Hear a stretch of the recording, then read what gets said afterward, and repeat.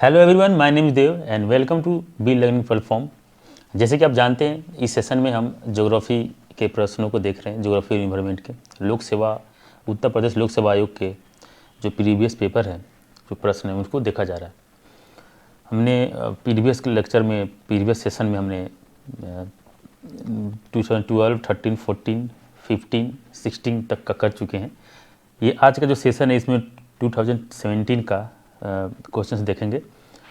और एक स्टार्ट करने से पहले मैं एक थोड़ा सा चीज़ें बता दूं आपको, और आप बखूबी जानते ही होंगे कि देखिए, जितने भी कई बार आप देखते हैं कि प्रश्नों में, पेपर में, एग्ज़ाम में जब हम प्रश्न करते हैं या पेपरों का जब देखते हैं, तो कई बार प्रश्नों को रिपीटेड होता है कि प्रीवियस पेपर लगाने के पीछे कई मोटिव होते हैं, तभी हम उसको सॉल्व करते हैं, देखते हैं। एक तो हमें स्टैंडर्ड मालूम चलता है कि हम किस स्टैंडर्ड के प्रश्नों को हमें देखना है, किस स्टैंडर्ड के प्रश्न पूछे जा रहे हैं, तो उस हिसाब से हम तैयारी करें, है ना। और सिलेबस के अकॉर्डिंग तो हमें देखना ही, पढ़ना ही है। इसके अलावा कुछ जो करेंट का टॉपिक है, उसका तो कोई करेंट में तो बस जो चल रहा है अभी, करेंट वर्तमान में चीज़ें जो चल रही है, आगे पीछे की चीज़ें, करेंट आप पेपर्स पढ़ रहे हैं, मैगजीन देख रहे हैं, तो वहाँ से प्रश्न आते हैं। लेकिन जो प्रीवियस पेपर में जो पहले के करेंट जो प्रश्न आए, पूछे गए हैं करेंट के, वो इस समय मतलब इम्पोर्टेंट नहीं रहा। हाँ, कई बार ऐसा होता है करेंट में कुछ प्रश्न बार बार पूछा, जैसे कोई डैम है बार बार पूछा जा रहा है, या कोई जैसे कि कोई पास है, दर्रे, उसको बार बार अगर पूछा जा रहा है, तो ऐसा नहीं है कि वो करेंट में नहीं था, है ना। जैसे कि जोजिला दर्रा पहले भी 2012, 13, 14, 15 में पूछे गए थे, आज भी पूछे जाते हैं। अब जोजिला दर्रा क्यों नहीं पूछा जाएगा? क्योंकि जब भी कश्मीर की बातें होंगी, क्योंकि कश्मीर भी न्यूज़ में रहा है, क्योंकि कश्मीर और जम्मू कश्मीर और लद्दाख देखिए अलग हो गए।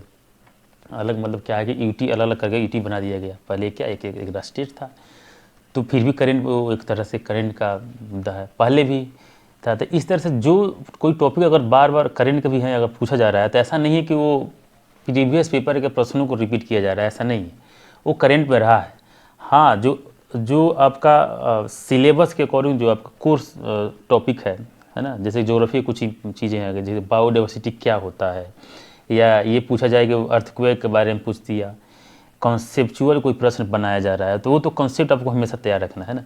तो इसलिए हम उन प्रश्नों को, जैसे कि जनजातीय पूछा जाता है, किस क्षेत्र के है, किस राज्य से ये जनजातीय बिलोंग करता है, किस देश से जनजातीय कोई बिलोंग करता है, तो आप वो करेंट में रहता है तभी पूछा जा रहा है। तो इसलिए उन प्रश्नों को भी आपको ज़्यादा याद करने की आवश्यकता नहीं है, आप एक दो बार देख ले, ये ठीक है, ज़्यादा समय देने की आवश्यकता नहीं है उन प्रश्नों पे जो इम्पोर्टेंट नहीं है, जो अभी करंट में नहीं चल रहा है। 60 के अंदर 2 साल के मैक्सिमम जाइए तो 18 महीने से ज़्यादा करंट नहीं देखना है हमें किसी भी एग्ज़ाम के लिए, मुझे लगता है। और ये आपको भी, आप अगर पहले जान रहे हैं तो तैयारी करते हैं तो आपको मालूम होगा, प्रश्न अगर करते होंगे तो 18 महीने तक का प्रश्नों को पूछा जाता है ना। चलिए स्टार्ट करते हैं अपना आज का सेशन 2017 प्रीवियस पेपर। देखिए, तो इस साल का पहला प्रश्न है, संस्थान दिया हुआ है और शहर दिया हुआ है ना।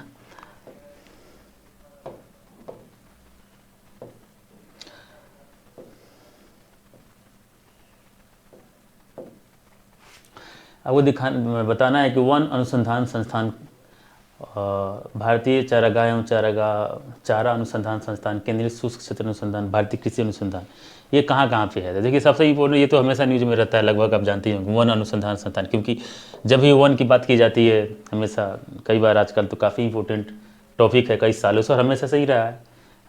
जब भी पोल्यूशन की बात की जाएगी, आजकल देख ही रहे हैं, टेम्परेचर, ग्लोबल वार्मिंग की बातें चल रही है, ज़्यादा करंट में है। आपको ये टॉपिक को देखना भी चाहिए। ग्लोबल वार्मिंग की समस्याएं देश में है, पूरे विश्व में है। टेम्परेचर बढ़ते जा रहा है, 1 डिग्री, 1.5 डिग्री, 2 डिग्री टेम्परेचर तक आशा लगाया जा रहा है कि बढ़ जाएगा टेम्परेचर, पूरे विश्व वैश्विक तापमान बढ़ जाएगा, है ना। और पेड़ पौधे जो है, फॉरेस्ट की चीज़ें कम होती है, अमेजोन फॉरेस्ट में जलते ही रहता है, आप देख जानते हैं, कई बार वहाँ पे आग लग जाती है। तो हमेशा प्रदूषण वगैरह का चीज़ें जो है न्यूज में रहता है। उसके बाद आप कई बार देखते होंगे कि दिल्ली के जो air index, air polluted index जो है हमेशा जारी किया जाता है, वो ख़राब हो जाता है दिवाली के पहले, और बाद में ठंडा शुरू होने के पहले ही, जब विंटर स्टार्ट होने वाला होता है उसके पहले ही माहौल ख़राब हो जाता है यहाँ के एयर। तो पोल्यूशन तो हमेशा मतलब सदाबहार टॉपिक है एग्ज़ाम के प्रोस्पेक्टिव से, और आपको इसमें ध्यान भी देना चाहिए। तो जब भी आपको प्रदूषण वगैरह पोल्यूशन वगैरह चीज़ें हैं, फॉरेस्ट है, फॉरेस्ट रिपोर्ट, और किस राज्यों में सबसे ज़्यादा वन क्षेत्र है, तो इन सारी चीज़ों पर आपको ध्यान देना चाहिए। टाइगर रिजर्व वगैरह, बायोडाइवर्सिटी पार्क्स जो हैं, बोटैनिकल गार्डन, ये काफ़ी इंपॉर्टेंट है आज के डेट में, तो इसको आप जरूर ध्यान से पढ़ें। तो वन अनुसंधान संस्थान जी कहाँ पे, ये तो बहुत सिंपल सा है, देहरादून में आप जानते होंगे, है ना। और देखिए एक दो, देखिए पहले ही एक से अगर हमें मालूम है तो अब एक से ही आंसर लगा सकते हैं, इसका भी हो जाएगा आंसर, बाकी का चीज़ें आप देख लीजिए। देखिए केंद्रीय वन अनुसंधान संस्थान की स्थापना 1906 में देहरादून उत्तराखंड में की गई थी। इस 1991 में विश्वविद्यालय अनुदान आयोग द्वारा एक मान्यता विश्वविद्यालय घोषित किया गया था। वन अनुसंधान संस्थान परिसर इंदिरा गांधी राष्ट्रीय वन अकादमी की मेजबानी करता है। भारतीय चारागाह एवं चारा, देखिए दूसरा जो इसमें दिया हुआ है, भारतीय चारागाह एवं चारा अनुसंधान संस्थान, ये चारा वगैरह संबंधित। अब चारा देखिए क्यों इंपॉर्टेंट है, जितने मवेशी हैं, जीव जंतु हैं, उनके लिए तो चारा ही उनके लिए एक तरह से फूड्स है। तो उत्तर प्रदेश के झांसी में स्थित है, ये कहाँ पे है, उत्तर प्रदेश के झांसी में, देखिए। और इसकी स्थापना 1962 में हुई है। झांसी में इस संस्थान की स्थापना करने का मुख्य कारण यहाँ से भी प्रमुख घासों का पाया जाना भी था। तत्पश्चात 1966 में इसका प्रशासनिक नियंत्रण भारतीय कृषि अनुसंधान परिषद नई दिल्ली को सौंपा गया। ओके, नेक्स्ट है केंद्रीय शुष्क क्षेत्र अनुसंधान संस्थान, central arid zone research institute की स्थापना भारत सरकार ने 1959 में जोधपुर में की थी। पूसा संस्थान के नाम से, इसको पूसा संस्थान भी कहा जाता है, पूसा संस्थान के नाम से भी लोकप्रिय भारतीय कृषि अनुसंधान संस्थान की स्थापना मूल रूप से पूसा बिहार में की। देखिए बिहार में इसकी स्थापना की गई थी, पर बाद में इसको जो है इसको ट्रांसफ़र कर दिया गया दिल्ली में, है ना, इसका स्थानांतरित कर दिया गया दिल्ली में। देखिए 1934 में स्थानांतरित कर दिया गया दिल्ली में, क्योंकि ऐसा वहाँ पे ऐसा हुआ था ना, क्योंकि अर्थक्वेक वगैरह का समस्या आ गई थी, तो इसलिए वहाँ का जो बिल्डिंग्स थी, जो बिल्डिंग्स बनी हुई थी, जो भी इंफ्रास्ट्रक्चर था इसके लिए, पूसा संस्थान जो है इसके लिए, वो सब मतलब बर्बाद हो गए वगैरह। तो फिर उसका जो है स्थापना दोबारा से यहाँ पर कर दिया गया, नई दिल्ली में स्थानांतरित कर दिया गया। चीज़ें बड़ी वही हैं, बस इसका कार्यकाल यहाँ से स्टार्ट हो गया। निम्नलिखित, नेक्स्ट प्रश्न है, निम्नलिखित युगों में कौन सही सुमेलित नहीं है। अच्छा, इसमें कौन सा सही सुमेलित नहीं है ये आपको निकालना है। देखिए ये काफ़ी मतलब कॉमन दर्रे हैं। देखिए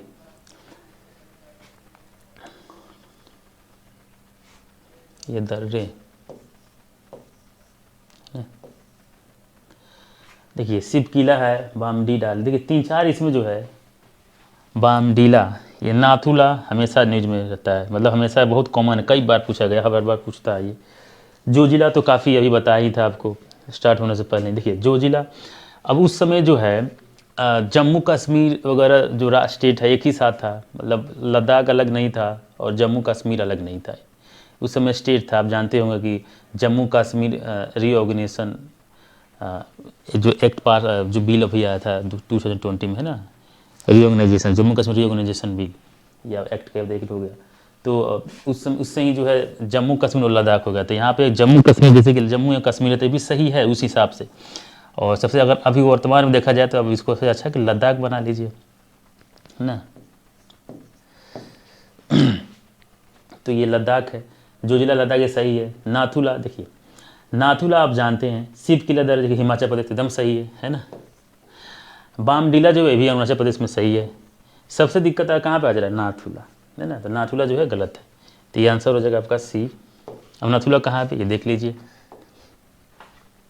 देखिए शिव किला जो दर्रा है ये भारत के हिमाचल प्रदेश के किन्नौर जिले में तिब्बत के नारी विभाग के जिना जल से जोड़ता है। आपको बता दिए हिमाचल प्रदेश, है ना, शिव किला देखिए सही है। और बोमडीला दर्रा जो अरुणाचल प्रदेश के उत्तर पश्चिम में स्थित है। और अच्छा देखिए नाथुला हिमालय का एक पहाड़ी दर्रा है जो भारत के सिक्किम राज्य और दक्षिण तिब्बत से चुंबी क्या करता है, नाथुला जो है, जो नाथुला दर्रा है पास है, ये तिब्बत और सिक्किम, इन सिक्किम एक तरफ सिक्किम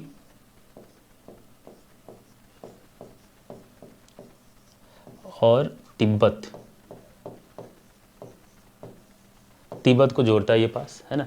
और जोजिला एक उच्च पर्वतीय दर्रा है जो भारतीय लद्दाख क्षेत्र के हिमालय में स्थित है। कारगिल जिले में स्थित यह दर्रा कश्मीर घाटी को अपने पश्चिम में द्रास और सुरु घाटियों से जोड़ता है और इसके आगे पूर्व में सिंधु घाटी को जोड़ता है। ठीक है, तो बखूबी आप जान गए होंगे, कई बार ये इसके बाद ये प्रश्न आ चुका है और मैं लगाया भी है।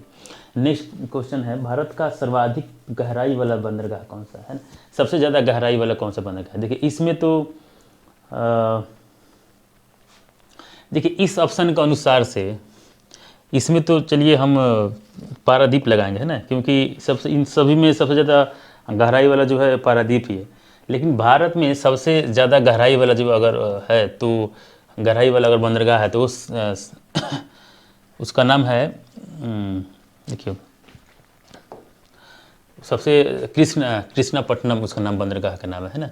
तो कृष्णापट्टनम बंदरगाह है जो आंध्र प्रदेश के नेल्लोर जिले में स्थित है। ठीक है, बाकी तो पारादीप बंदरगाह जो भी भारत में, ये भारत के उड़ीसा राज्य में जगतजीत सिंहपुर जिले में बंगाल की खाड़ी पर स्थित एक प्राकृतिक बंदरगाह, ये नेचुरल पास है, सॉरी पोर्ट है।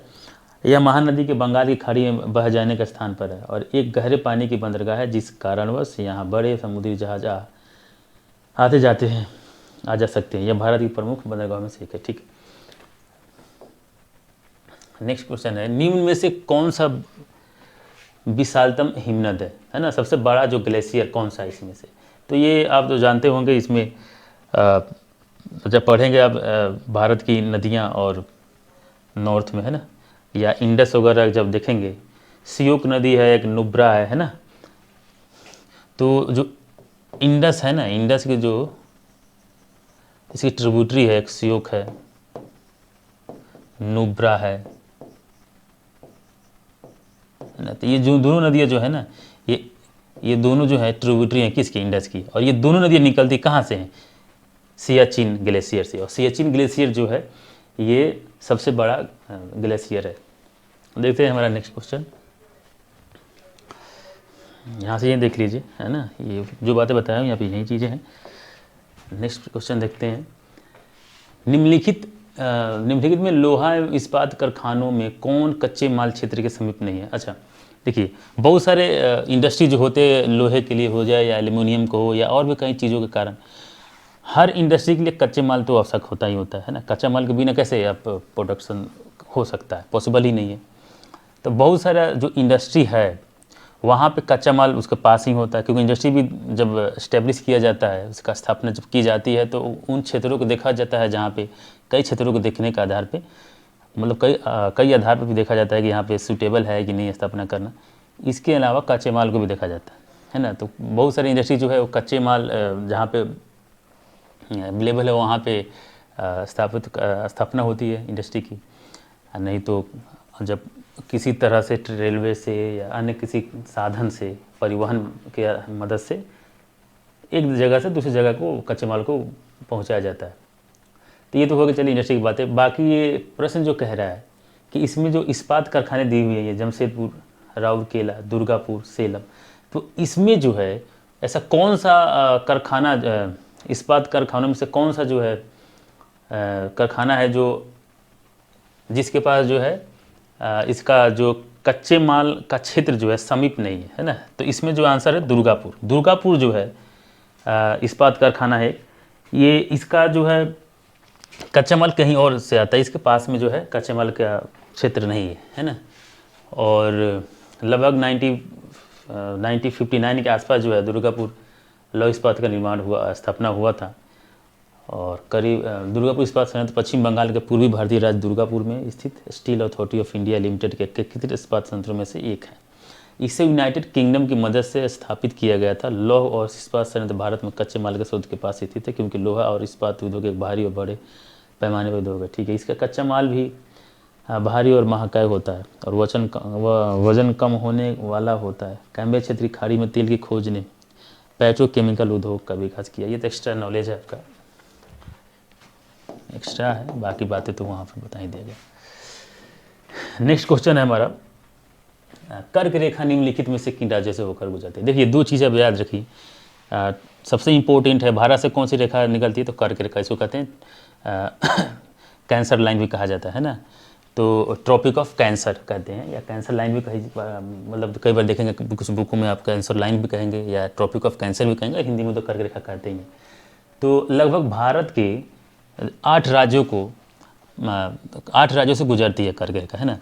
तो अब जैसे कि जब आप देखेंगे पूरब से पश्चिम या पश्चिम से पूरब देख लीजिए, गुजरात, राजस्थान, मध्य प्रदेश, है ना, फिर छत्तीसगढ़, फिर झारखंड, पश्चिम बंगाल, फिर त्रिपुरा और मिजोरम, है ना, इन राज्यों से होकर गुजरती है।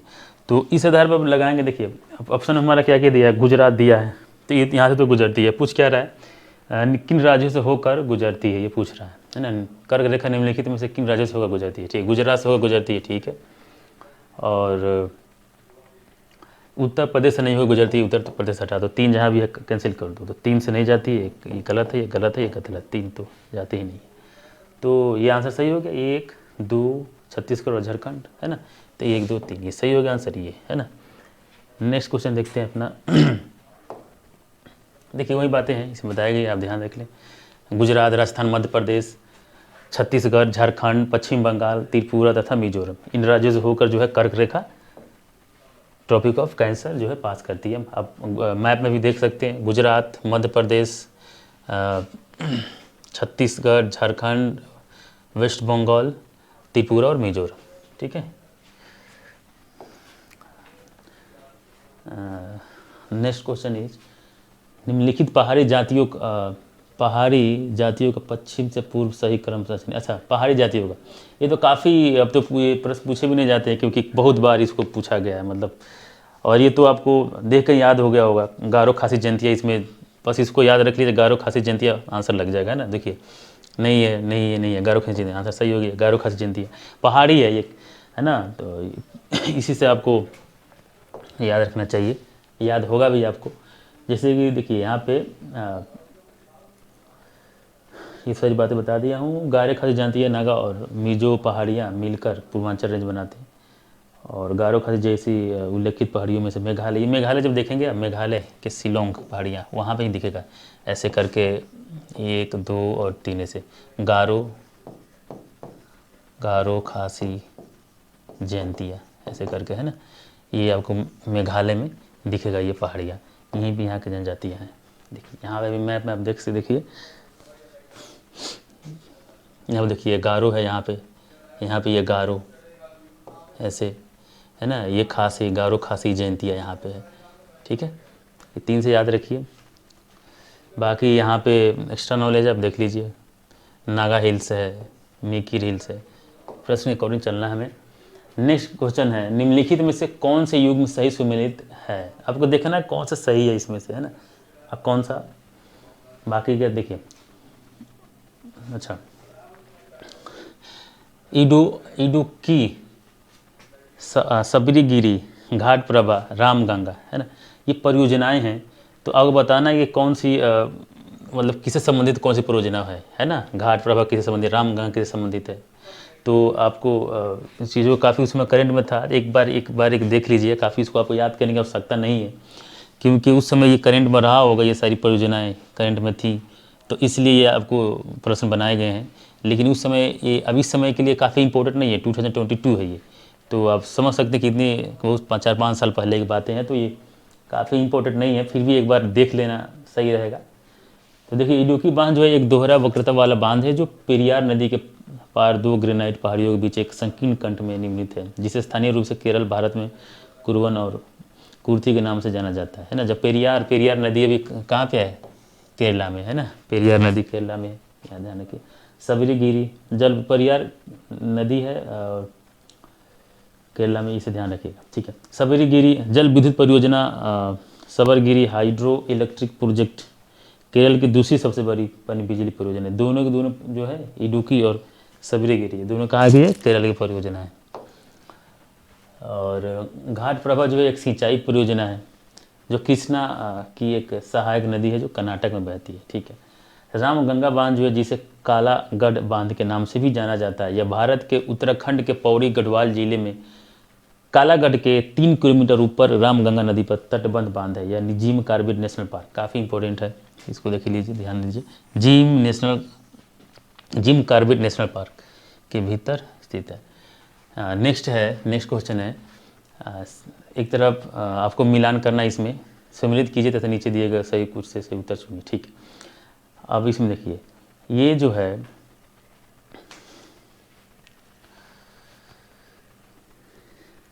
शरावती, मांडी, घाटप्रभा, मच्छकुंड, ये सब जो है ये नदियां हैं। ठीक है, और ये दूध सागर, ये रुडुमा और गोकाक, जोग, ये सब जो है ना, ये एक वाटरफॉल है ना।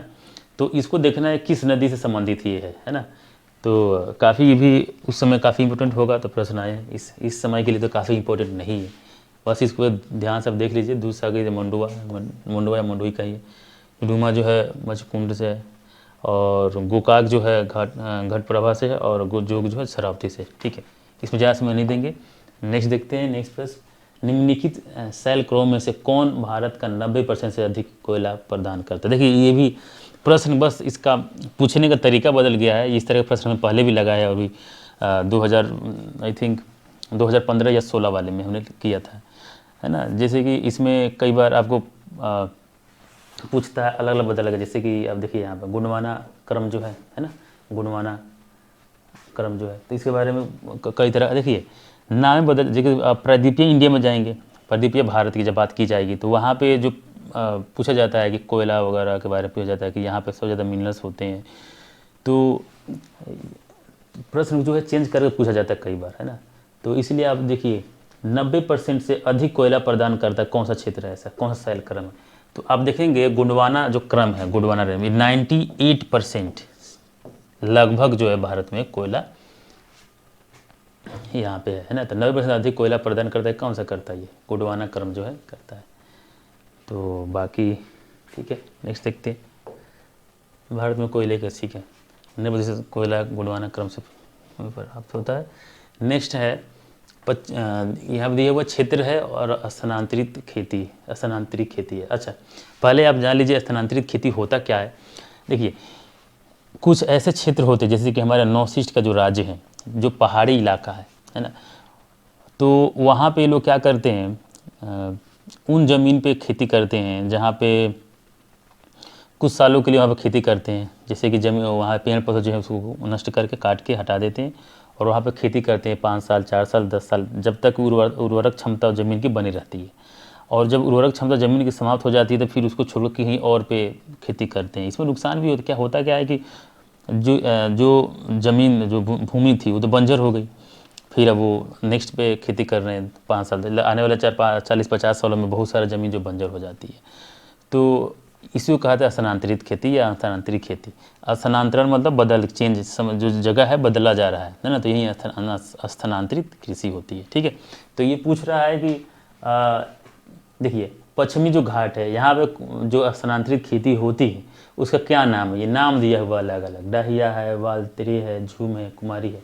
तो अलग अलग क्षेत्रों का जो है, देखिए दक्षिणी पूर्वी राजस्थान, उत्तरी पूर्वी भारत, मध्य प्रदेश तथा छत्तीसगढ़, इन क्षेत्रों में जो क्षेत्रीय जो स्थानांतरित खेती की जाती है उनका क्या नाम, कौन कौन सा नाम, किस नाम से जाना जाता है, वही प्रश्न में पूछा जा रहा है। तो आप इसको ध्यान रखें, पश्चिमी घाट में जो है स्थानांतरित खेती को कुमारी कहते हैं।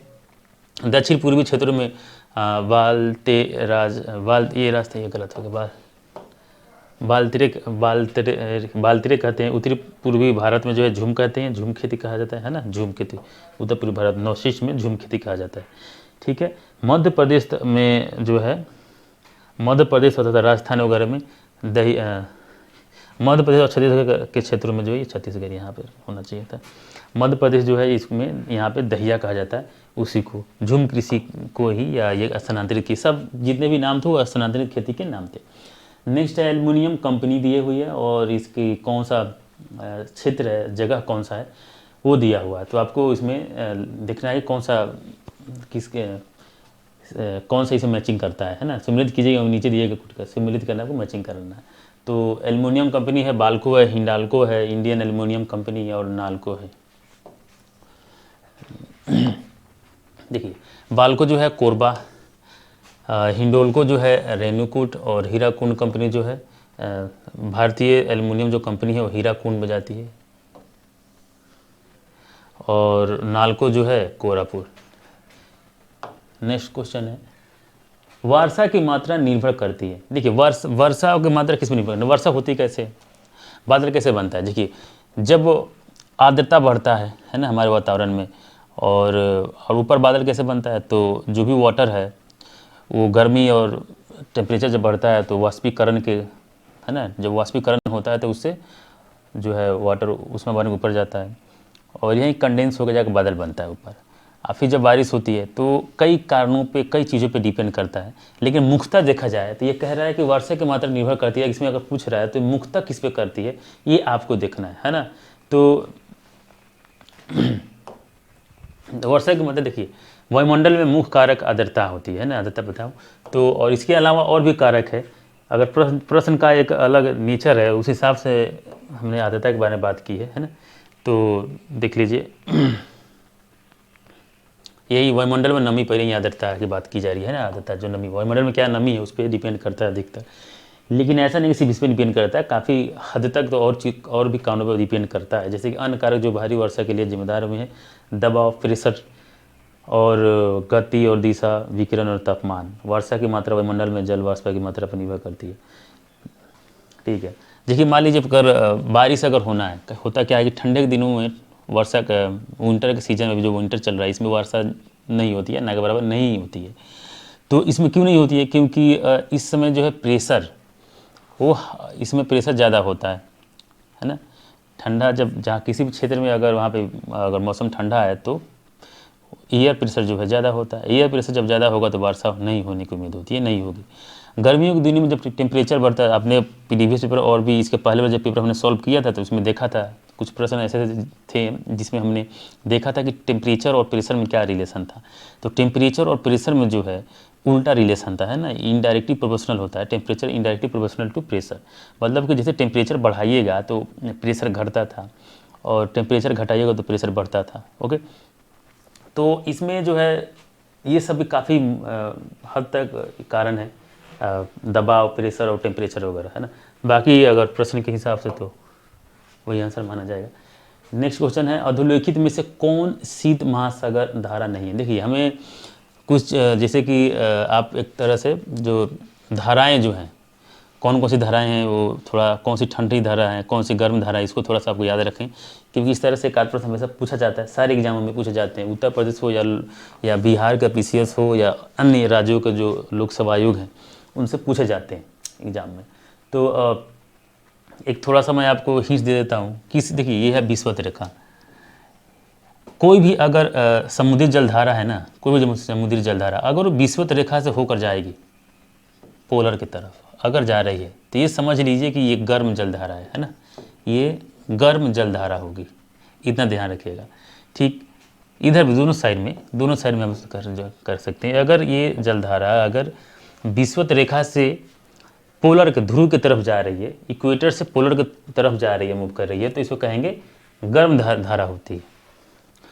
और अगर पोलर का क्षेत्र, मान लीजिए ध्रुवीय क्षेत्र है, ये है ना, ये पोल है, ध्रुवीय क्षेत्र है, इधर ये पोल है, तो साउथ पोल है, ये नॉर्थ पोल है, और यहाँ से अगर कोई धारा इधर आ रही है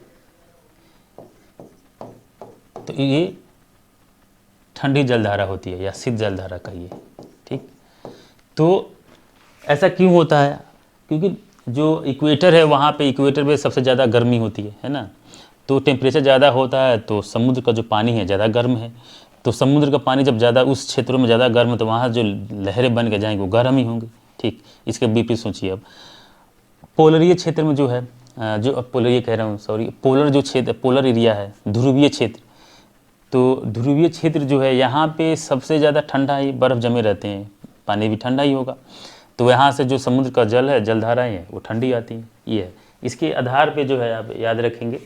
बाकी कौन सा जलधारा कहाँ पर, गुलहासा, आयोसीओ, हमबोल्ट की जलधारा, कनारी, ये सब चीज़ें जो इंपॉर्टेंट महत्वपूर्ण जलधाराएँ हैं उसको आप याद रखें, जो बार पूछे जाते हैं। जैसे कि हमबोल्ट की जलधारा तो हर बार आप देखेंगे रहता है, कहीं ना कहीं पूछा ही जाता है एग्जामों में, और गुलहासा, ये दो जलधारा तो हमेशा ही पूछा जाता है। तो पूछ रहा है कि अधोलिखित में से कौन शीत महासागर धारा नहीं है? नहीं है, बाकी बाकी देखिए गर्म जलधारा होगी, बाकी कौन सा नहीं है? तो इन जलधाराओं के बारे में देख लेते हैं थोड़ा थोड़ा। अगुल हासा एक ठंडी महासागर धारा नहीं है, ये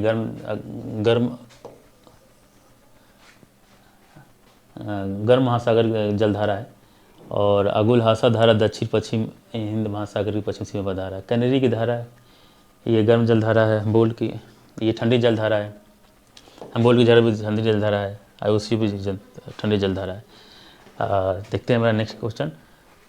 निम्नलिखित में से किसे यूरोप की तेल राजधानी कहा जाता है? यूरोप की तेल राजधानी का के नाम से कौन सा फेमस क्षेत्र है? तो इसका आंसर है एबरडीन। इसको रट लीजिए, यही आंसर होता है इसका। एबरडीन शहर को यूरोप की तेल राजधानी के रूप में जाना जाता है। एबरडीन जो ब्रिटेन के सबसे पुराने शहरों में से एक है। स्कॉटलैंड में एक विशाल शहरी केंद्र और ब्रिटेन के राष्ट्रीय बुनियादी ढांचे का एक प्रमुख टुकड़ा है।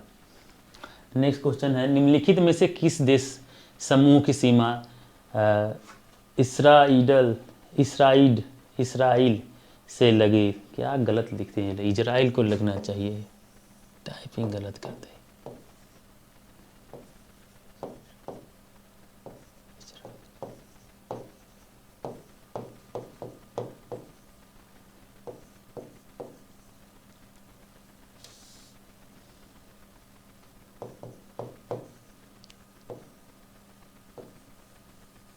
इजराइल को देखिए, इजराइल को पता नहीं क्या लिखा गया, इजराइल।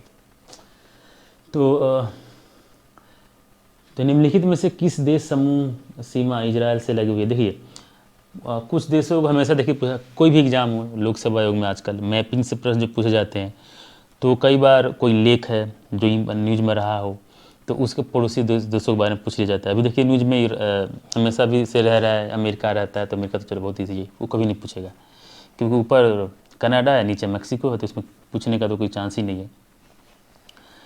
रसिया, यूक्रेन है ना, मध्य एशिया के जो देश हैं जैसे कि आपका किर्गिस्तान, कजाकिस्तान, ये सब देश हैं, तो इनके अगल बगल के जो पड़ोसी मुल्क हैं उनके बारे में पूछ लिया जाता है। इस बार पूछा भी हुआ था बहुत सारे एग्जामों में। और जो जैसे यूक्रेन अभी न्यूज़ में है कई सालों से, 1 साल से न्यूज़ में है, क्योंकि रसिया यूक्रेन के जो विवाद चल रहा है उसमें, तो उसमें ये यूक्रेन के पड़ोसी मुल्क को पूछा जा सकता है। तो उन चीज़ों जो देश काफ़ी करंट में रहा हो, जैसे कि अभी वर्तमान में इजराइल करंट आगे आपके देखिए, इजराइल जो भी करंट में न्यूज़ में चल रहा है, तो उन देशों का अगल बगल में जो देश हैं उनको ध्यान में रखना है, हमें उसको याद रखना है। उस समय इजराइल जो है न्यूज़ में था, तो इसके बारे में देख लेते हैं कौन कौन से देश जो है इसके पड़ोसी मुल्क है। लगभग इसके जो है 5 देश जो है इसके पड़ोसी मुल्क है। मैप में आप देख लीजिए, ये इजराइल है यहाँ पे, है ना, और इसके देखिए ये सब जो देश हैं इसके पड़ोसी मुल्क है जो इसे शेयर करते हैं बॉर्डर। एक तो लेबनान है, सीरिया, जॉर्डन, मिस्र, जेरूसलम, ये जो हैं 1 2 3 4 5 जो देश हैं ये इजराइल की राजधानी,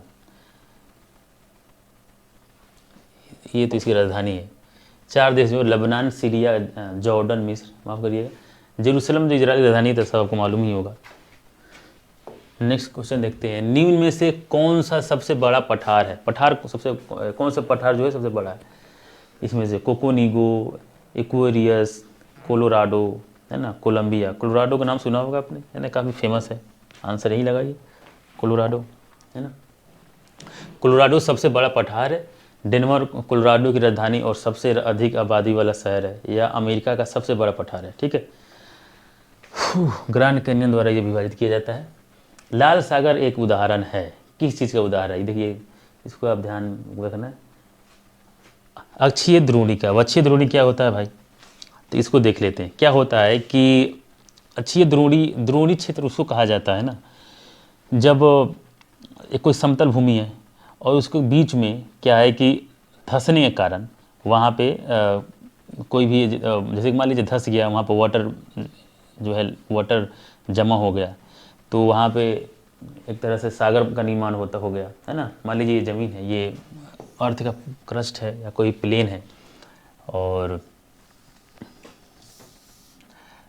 और यहाँ पे ऐसे इस तरह का स्ट्रक्चर में ये नीचे धंस गया, तो यहाँ पे जो है ये इसको कहते हैं द्रोणी बन गया कुछ इस तरह से। तो यही अच्छी द्रोणी का एक उदाहरण है। ठीक है, नेक्स्ट देखते हैं। जो बातें बताया उसी को वहीं से एक बातें हैं। ये एक अच्छी शिखर द्रोणिका एक संकीर्ण द्रोणिका या जलमुखी रूप से संशोधित ग्राबिन है जो एक मिडोसियन रीज के शिखर पर विकसित होता है और आमतौर पर ज्वालामुखी और हाइड्रोथर्मल गतिविधि का ठिकाना होता है। मतलब जैसे कि जब ज्वालामुखी वगैरह आपने वोल्केनो वगैरह इरप्शन वगैरह देखा होगा, मतलब पढ़ा होगा, देखा किसने होगा, न्यूज़ वगैरह में या टीवी पे देखा होगा, अपने फ़ोन में देखा होगा। तो जो इरप्शन हम लोग वोल्केनो के बारे में हम लोग ने पढ़ा या जानते होंगे या आप पढ़ेंगे, तो जो स्ट्रक्चर बनता है उसके कारण भी कई बार देखे हो कि कोई कहीं भी वोल्केनो इरप्ट हो रहा हुआ, बाकी उसके बाद वो सक्रिय कभी दोबारा हुआ ही नहीं, तो वहाँ पर वाटर वगैरह जमा हो जाता है, तो भी एक तरह से सागर वगैरह बन जाता है। तो वो भी इसका उदाहरण है। इसमें देखिए दिया हुआ नगर और नदी, कौन सा नगर किस नदी पे, ये नगर और नदी उस समय काफ़ी न्यूज में होगा तभी ये पूछा गया है। थोड़ा बहुत इसके बारे में देख लेते हैं, काफ़ी अभी इस टाइम के लिए काफ़ी इंपॉर्टेंट तो नहीं है। हाँ, नील नदी तो हमेशा इंपॉर्टेंट होता है। देखिए नील, अब नील नदी की बात की जा रही है तो अब जानते हो कि विश्व की सबसे बड़ी लंबी नदी है ना, कौन सी है, नील नदी है। ठीक है, और ये कहाँ से निकलती है, तो विक्टोरिया झील का आपने नाम सुना होगा, कहाँ पे है, अफ्रीका में। विश्व की सबसे बड़ा लेक कौन सा है, झील, तो विक्टोरिया झील, वहाँ से नील नदी निकलती है। तो ये खार्टूम जो है नील इसमें लगा दीजिए, और बाजुएले जो है जयरे है, रॉटरडम जो है राइन का क्षेत्र, और पेरिस सेन। ठीक है, नेक्स्ट देखिए, नेक्स्ट क्वेश्चन है, निम्नलिखित में से कौन सी नहर दक्षिण जर्मनी में आंतरिक जलमार्ग के रूप में प्रयोग की जाती है, अपने जर्मनी के देश के अंदर अपने आंतरिक गतिविधियों के लिए उपयोग किए जाते हैं। तो जर्मनी में लुडविग नहर का उपयोग किया जाता है, लुडविग नहर। बस एक बार ध्यान रखिए, कोई खास इंपॉर्टेंट नहीं है। भी डैन्यूब नदी इंपॉर्टेंट है, ये न्यूज में रहता है कहाँ की नदी है, तो ये ध्यान रखिए कि जर्मनी से संबंधित है, डैन्यूब नदी है ना। और देखिए ब्राज़ील में विशाल कहवा बागानों को कहा जाता है, कहवा वही कॉफ़ी है ना, तो कॉफ़ी वगैरह तो कई बार पूछा, चाय कॉफ़ी ये पूछा जाता है कई बार है ना। हमने कई बार देखा भी, पढ़ा भी है, पिछले पेपरों में देखा है, प्रश्न में सॉल्व किया था कि चाय का उत्पादन में कौन ज़्यादा है, निर्यात कौन ज़्यादा करता है, कॉफ़ी के बारे में, चावल के निर्यात वगैरह में, ये सब चीज़ों को आप ध्यान से देख लें। गन्ना उत्पादन है ना, गन्ना उत्पादन में सबसे ज़्यादा कौन है, ब्राज़ील। तो इस तरह चीज़ों को थोड़ा ध्यान देना है हमें, कहाँ पर उत्पादन ज़्यादा होता है, निर्यात वगैरह कहाँ जाता है। तो इसमें पूछ रहा है कि कॉफ़ी का जो है बागानों को कहा, ब्राज़ील में विशाल कहवा जो है, ब्राज़ील में विशाल कहवा बागानों को, मतलब उनका नाम किस नाम से कहा जाता है, तो इसको याद रख ले, नाम है फजेंडा है ना, फजेंडा के नाम से फेमस है, ब्राज़ील में उन बागानों को फजेंडा कहा जाता है। ठीक है, इसमें कुछ और भी डेटा है, इसको देख लेते हैं। और वैसे भी ब्राज़ील जो है विश्व में नंबर 1 स्थान पर आता है। पूरे विश्व में जितना कॉफ़ी उत्पादन होता है उसमें 25% का योगदान ब्राज़ील का है ना। और ब्राज़ील का और भी देख लीजिए, ब्राज़ील का और उत्पादन जो है, गन्ने के उत्पादन भी नंबर 1 स्थान पे आता है ना। तो ब्राज़ील में कहवा की खेती को फजेंडा कहते हैं, है ब्राज़ील दुनिया कहते हैं, ब्राज़ील दुनिया की कॉफ़ी की आपूर्ति का लगभग 25% उत्पादन करता है अकेले, दुनिया में कॉफ़ी का सबसे बड़ा उत्पादक ब्राज़ील ही है। और उसके बाद भारत का योगदान देख लेते क्या है। ब्राज़ील के बाद देखिए और भी बहुत सारे देश हैं, तो इसमें देखिए वियतनाम है, कोलंबिया, इंडोनेशिया, इथियोपिया। भारत काफ़ी बाद में आता है, भारत देखिए लगभग 6-7 नंबर पे है, 2, 3, 4, 5, 6, 7 नंबर पे है। युगांडा, मैक्सिको, फिर ग्वाटेमाला, सब देश जो है इन देशों में उत्पादन होता है कॉफ़ी का। And now next question is, निम्नलिखित युगों में कौन सही सुमेलित नहीं है, कौन सा सही सुमेलित नहीं है। तो देखिए ये सब जो है ना, ये कैपिटल दिया हुआ है, ये कैपिटल है, और ये है कंट्री दिया हुआ है।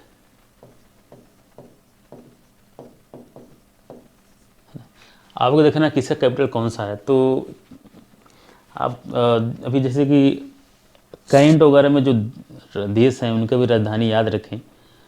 कोई देश जैसे कि रहता है अपना कैपिटल चेंज कर देता है, कुछ अलग रख दिया, तो उसको याद रखे, उसे पूछ सकता है प्रश्न। उस समय तो ये कई बार इस चीज़ पूछ रहा है कौन सा ही सम्मिलित नहीं है। अब आप सोचेंगे चलो गिनी बसाऊ देश का तो नाम ही नहीं सुना, कोई बात नहीं। बहुत सारे टॉपिक में ऐसा होता है कि आपको कम से कम एक दो ऑप्शन ऐसा देगा जो एकदम अजीब सा होगा, तो हो सकता है वो आपको नहीं याद है, तो आपको उसको ध्यान नहीं देना है, आपको उन पे ध्यान दीजिए जो आप जानते होंगे। इसमें एक ऐसा ऑप्शन है जो बहुत काफ़ी ईजी है, जो भारत से संबंधित है, मतलब भारत के अगल बगल पड़ोसी मुल्क हैं, तो इसलिए उस पर देना है। देखिए ताइवान, तो ताइवान आप कई बार आप जानते होंगे, चाइना वगैरह की चीज़ें हैं, चाइना पाकिस्तान, ये सब राजधानी तो आपको याद होना ही चाहिए, सबको याद होता है जो स्टूडेंट है।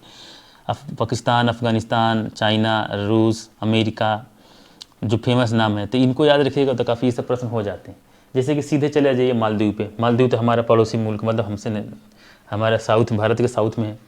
तो मालदीव का राजधानी, काफ़ी हमेशा मालदीव वगैरह पढ़ते होंगे कि इसकी राजधानी कहाँ है, तो मलाबो तो नहीं होता, ये आप जानते होंगे। हाँ, लेकिन देखिए कंफ्यूज करने के लिए जिन बच्चों को दिमाग से अगर प्रश्न ये इसका कैप्टन दिमाग से निकल गया होगा, वो गलत लगा देंगे।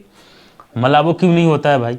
क्योंकि इसकी राजधानी का नाम है माले, है ना, MALE, और हिंदी में लिखते हैं माले, तो इसको माले कहा जाता है, लेकिन ये मालाबो कहा है, तो मालाबो तो नहीं होगा। इसलिए कह रहा है कि कौन सुमिलित नहीं है, तो इसमें जो है ऑप्शन डी हो जाएगा आंसर, मतलब डी जो है सुमेलित नहीं है।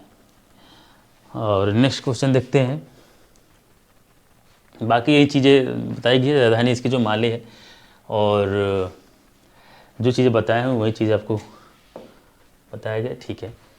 तो 2017 में लगभग यही 21-22 क्वेश्चन हैं, और बाकी हमने इतने प्रश्नों को देख लिया है। लगभग 2012 से हमने स्टार्ट किया था, 2017 तक देख लिया है, लगभग 2000 अभी तक जितने भी पेपर हुआ है। और जिन सालों में, जैसे 2015 में, इस वर्ष में जो है एग्ज़ाम दोबारा किया गया था, पुनः परीक्षा के हुए थे, तो उसके प्रश्न देखा जाएगा, और ठीक है, इसको देखा जाएगा। और बाकी मिलते हैं आपको नए सेशन में 2018 के साथ। 2018 का जो भी प्रश्न है, इन्वायरमेंट प्लस ज्योग्राफी, मेन तो ज्योग्राफी का सेशन है, प्लस साथ में ज्योग्राफी इन्वायरमेंट, एक ही तरह के प्रश्न होते हैं, तो उसको भी देखा जाएगा। तो थैंक यू फॉर वॉचिंग।